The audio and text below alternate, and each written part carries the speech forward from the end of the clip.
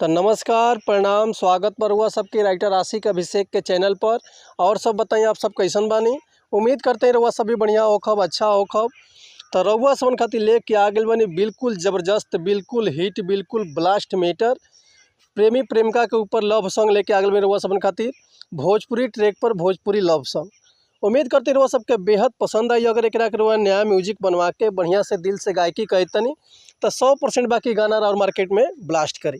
लेकिन ऐसे पहले रउआ समझ से एगो बात कहल चाहब कि अगर रउआ गायकी में इंटरेस्ट बा, गायकी में कदम रखले बानी, गायकी रउआ के पसंद बा और रउआ के बढ़िया बढ़िया मैटर नहीं मिलत, बढ़िया गाना नहीं मिलत, बढ़िया से तुकबंदी नहीं मिलत, तो रउआ अगर हमारा चैनल पर आ गए बिन तो रउआ सबके निराश भइले के जरूरत नहीं है।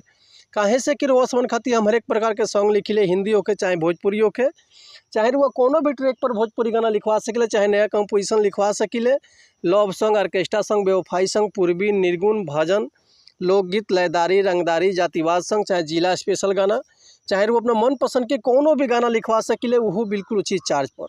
तो रउआ समन से कहल चाहब कि रउआ अगर हमारा चैनल पर आ गए बनी, चैनल पर नया बनी तो चैनल के पहले लाइक कर दी, सब्सक्राइब कर दी, बेल आइकन प्रेस कर दी, ताकि कोनो वीडियो अपलोड करी तो सबसे पहले नोटिफिकेशन रउआ समन के मिले। अगर वीडियो रउआ सबके अच्छा लगा तो एगो प्यारा सा कमेंट कर दी। चलिए देर ना करते आज के मैटर देखल जाए कैसे बा, काय कर लय बा, काय कर धुन बा, ये रउआ सबन के हम गा के बताओ। तो उम्मीद करते रउआ सबके बेहद पसंद आई।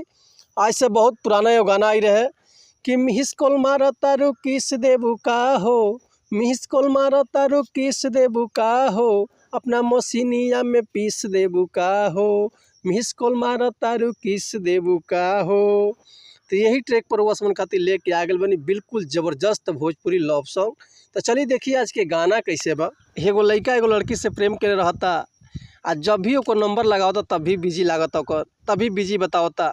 एक दिन अचानक वो लड़किया के नंबर लाग जाता तो लड़कवा का कहता कि हमरा ले सोना कौनो निजी रहता, कि हमरा ले सोना कौन निजी रहता, फोन तो हारे काहे बिजी रहता, जब मिलाई फोन बिजी रहता, हमरा ले सोना कौन निजी रहता, हमरा ले सोना कौन निजी रहता, फोन तो हारे काहे बिजी रहता, जब मिलाई फोन बिजी रहता, कौन हमरा ले तोहार जी रहता, कौन हमरा ले तोहार जी रहता, फोन तो हारे काहे बिजी रहता, फोन तो हारे काहे बिजी रहता। एक करे जा बताओ।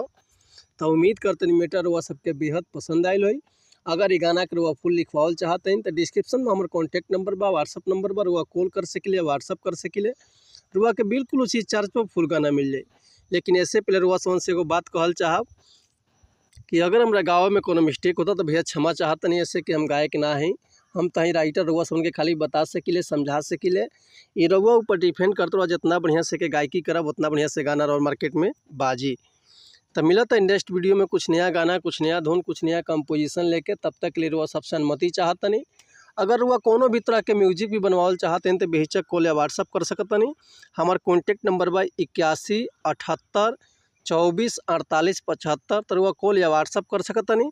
तो मिलता है नेक्स्ट वीडियो में। तब तक के लिए नमस्कार प्रणाम, जय हिंद, जय भारत, जय भोजपुरी समाज, हर हर महादेव, जय शिव शंभू, जय माता दी।